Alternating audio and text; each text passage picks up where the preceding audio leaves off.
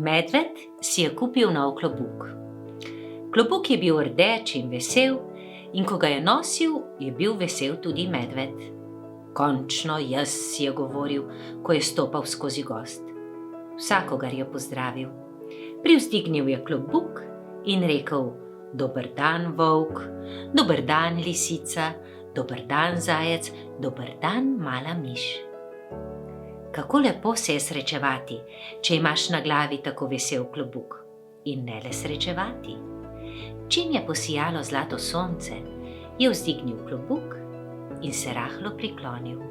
Sončece naše, lep dober dan. Ko je ob poti zagledal kakšno res debelo jagodo, je pohitel: Dober dan, jagoda, njom, njom, njom. In ko je v jezeru, mlaki ali luži zagledal svoj lastni odsev, je dvignil klobuk in se pozdravil tudi po večkrat. Dober dan, medved, dober dan, dober dan. Skratka, odkar je imel klobuk, ga je bilo eno samo veselje. A potem je na vsem lepem pihnil veter. Vzel mu je klobuk in ga meni nič, tebi nič odnesel s sabo. Hej, hej, veter, vrni mi klobuk, je klical medved. A veter se je le hahljal in se s klobukom gnal naprej.